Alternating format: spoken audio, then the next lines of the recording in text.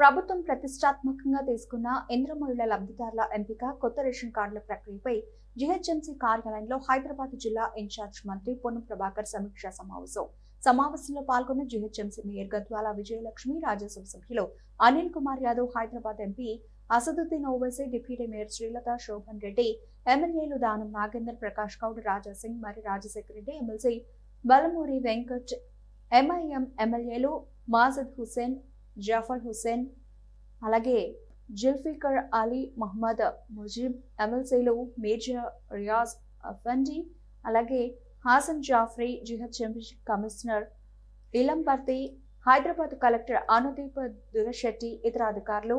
మంత్రి పొన్నం ప్రభాకర్ ప్రభుత్వం 4 పథకాలను అత్యంత ప్రతిష్టాత్మకంగా తీసుకుంది.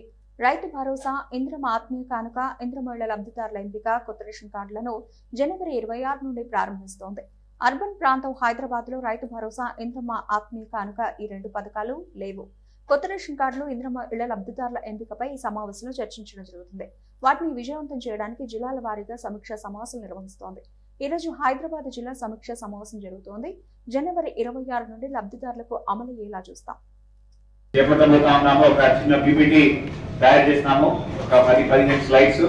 ఇక్కడ ఉన్న మెంబర్స్ అందరూ కూడా ఇందులో ఇన్వాల్వ్ అవుతారు. సో ఇది CRO, chief rationing officer, revenue మరియు జిహెచ్ఎంసీ ప్రధానంగా డిపార్ట్మెంట్లు సమన్వయంతో ఆ విధి విధానాలు ఏ విధంగా అయితే ఆ టీం అలవాటు చేయడం జరుగుతుందో వారికి ఇచ్చినటువంటి జాబితాను తీసుకొని చేసినట్లయితే వారికి 26వ తారీఖు నుంచి అది రేషన్ కార్డు అయితేనేమి వాళ్ళతోటి కార్యక్రమ వివరాలను పవర్ పాయింట్ ప్రెజెంటేషన్ ద్వారా కమిషనర్ గారు వివరిస్తారు.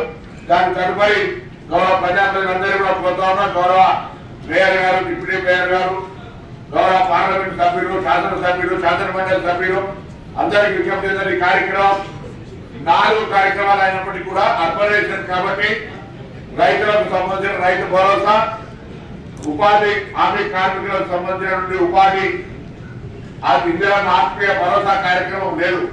ఇక్కడ 2 కార్యక్రమాలు. గతంలో కుల సర్వేకు సంబంధించి కూడా కొంత జాప్యం జరిగింది. రాష్ట్ర వ్యాప్తంగా గ్రామీణ ప్రాంతాల్లో 100% జరిగినప్పటికీ కూడా కమిషనర్ గారు అప్పుడు ఎన్నికల డ్యూటీలో ఉన్నారు. ప్రత్యేకించి తారకిషోర్ గారు మున్సిపల్ అడ్మినిస్ట్రేషన్ ప్రిన్సిపల్ సెక్రటరీ గారు 4 జోన్లుగా చేసి అందరికి బాధ్యతగా చేసినప్పుడు కూడా కొద్దిగా ఇబ్బందికరమైనటువంటి పరిస్థితి ఉండే. అందుకే ఈ కార్యక్రమంలో మాత్రం ఎక్కడ కూడా జాప్యం జరగకుండా ముఖ్యమంత్రి గారి ఆదేశం, ప్రభుత్వ నిర్ణయం తప్పకుండా అర్హులైన వాళ్ళందరూ కూడా, ఎందుకంటే వాటిలో మీద కొంత సమస్య ఉంది. ఇక్కడ స్థలాలు కావాలని ఇవ్వాలనేటప్పటికీ స్థలాల అభివృద్ధి ఉండదు. ప్రభుత్వ స్థలాల్లోనే మరి మనం బిల్డింగ్ అంటే అపార్ట్మెంట్ స్థాయిలో కట్టాల్సి ఉంటుంది. కాబట్టి దాంతో పాటుగా పాతగా డబల్ బెడ్రూమ్ సంబంధించింది కూడా పెండింగ్ లో ఉన్నటువంటి అన్నింటిని కూడా కంప్లీషన్ ఆఫ్ వర్క్ కానీ అలొకేషన్ ప్రక్రియ కూడా చేయాలని గౌరవ ముఖ్యమంత్రి గారు ప్రభుత్వం నిర్ణయం తీసుకుంది. కాబట్టి ఈ యొక్క 2 అంశాలకు సంబంధించినటువంటి కార్యక్రమం చేపట్టాల్సిందని కోరుతున్నాను. వాళ్ళతోటి కార్యక్రమ వివరాలను పవర్ పాయింట్ ప్రెజెంటేషన్ ద్వారా కమిషనర్ గారు వివరిస్తారు.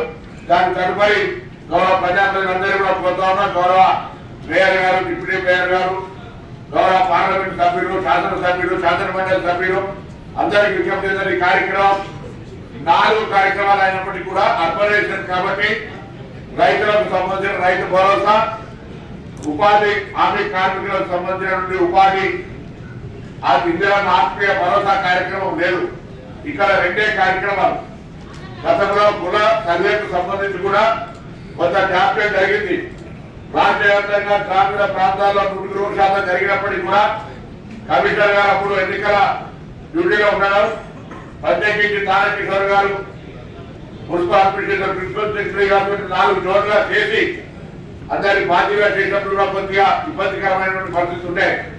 అందుకే ఈ కార్యక్రమంలో మాత్రం ఎక్కడ కూడా జాప్యం జరగకుండా ముఖ్యమంత్రి గారి ఆదేశం, ప్రభుత్వ నిర్ణయం తప్పకుండా అర్హులైన వాళ్ళందరూ కూడా, ఎందుకంటే వాటిలో మీద కొంత సమస్య ఉంది. ఇక్కడ స్థలాలు కావాలని ఇవ్వాలనేటప్పటికీ స్థలాల అభివృద్ధి ఉండదు. ప్రభుత్వ స్థలాల్లోనే మరి మనం బిల్డింగ్ అంటే అపార్ట్మెంట్ స్థాయిలో కట్టాల్సి ఉంటుంది. కాబట్టి దాంతో పాటుగా పాతగా డబల్ బెడ్రూమ్ సంబంధించింది కూడా పెండింగ్ లో ఉన్నటువంటి అన్నింటిని కూడా కంప్లీషన్ ఆఫ్ వర్క్ కానీ అలొకేషన్ ప్రక్రియ కూడా చేయాలని గౌరవ ముఖ్యమంత్రి గారు ప్రభుత్వం నిర్ణయం తీసుకుంది. కాబట్టి ఈ యొక్క రెండు అంశాలకు సంబంధించినటువంటి కార్యక్రమం చేపట్టాల్సిందని కోరుతున్నాను.